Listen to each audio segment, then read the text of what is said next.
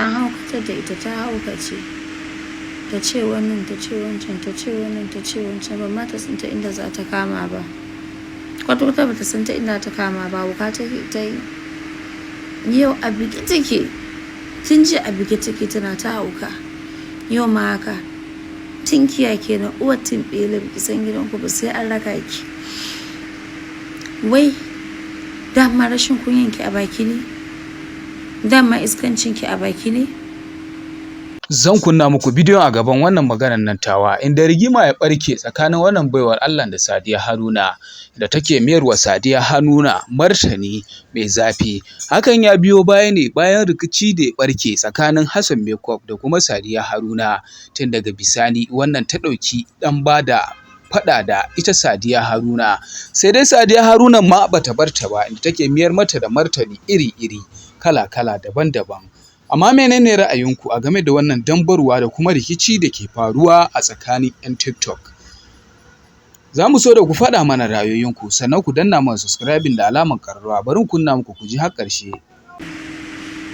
Na haukatar da ita, ta haukace, ta ce wannan, ta ce wancan, ta ce wannan, ta ce wancan, ba ma ta san ta inda za ta kama ba, kwata-kwata ba ta san ta inda ta kama ba. Wuka ta yi yau a bige take, tun ji a bige take tana ta hauka, yau ma haka.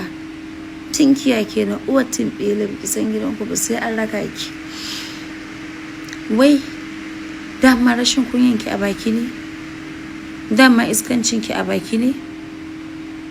Me yasa ba za ki zo Kano ba, ki gwada yin ko kwana ɗaya, ko kuma ki gwada kamar irin a ce ki zo Kano ki nuna ga ki a Kano, ki gwada yin ko awa 2 ne.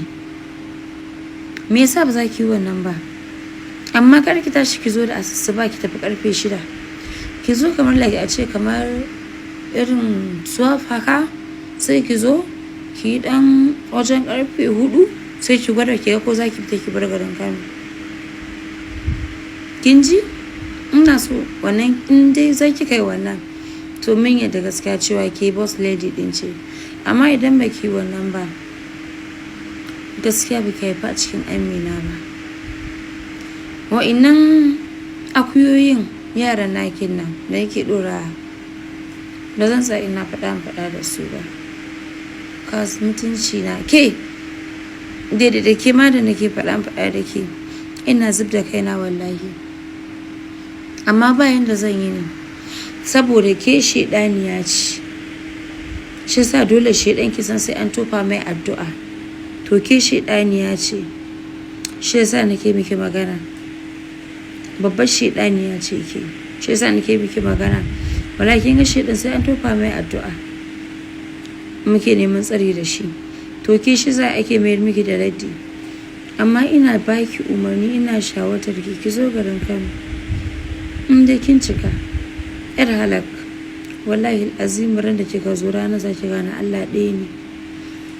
Duk wa'innan dabbobin da kike tarawa ba wanda ishe ni kallo a cikinsu.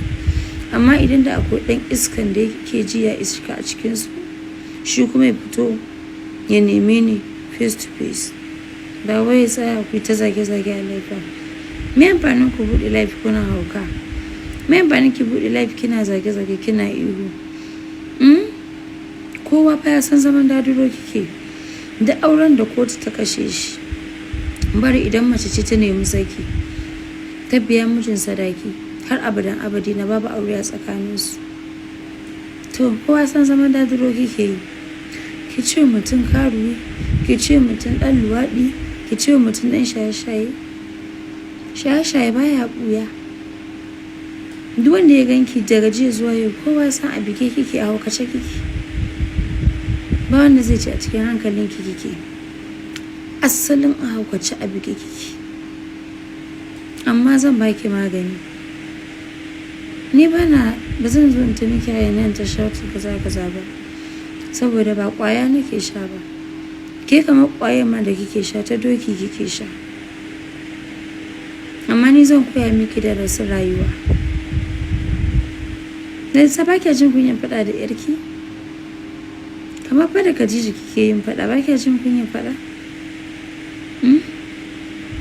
Dan uwa ki baki jin kunyan faɗa da yarki? Da ina tausayi da naga ana sa babanki ana ci mai mutunci, da ake sa mahaifiyarki yarki ma ana ci mata mutunci. Ashe sun yi da zabin haka, ashe sun yi da zabin a musu wannan abu, saboda an ce dan kuka shi ke jama uwarsa jifa. Ki kama gangan jikinki da kyau, ƙwaya ta daina baki 1 + 1 = 2000, haka ƙwayaki take kai ki, ta daina baki wannan. Kin gane me nake nufi? Kuma idan yarki yar gata ce, idan 'ya'yanki 'yan gata ne, ki maida su gaban ubansu mana, ko zai iya rike su. In dai 'yan gata ne, maida su gaban ubansu, in zai iya rike su ya rike su.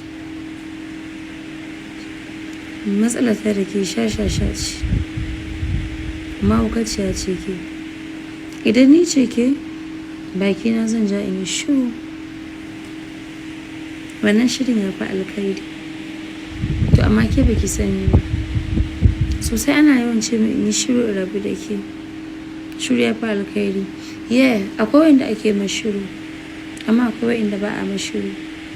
Kun san tinkiya in ta yi kuka dole sai an ba ta dusa, yunwa take ji. To ke kamar haka kike, amma ta cikin ruwan sanyi zan dafa ki. Na haukatar da ke fa, kin haukaci, wallahi kin haukaci, kin samu matsala.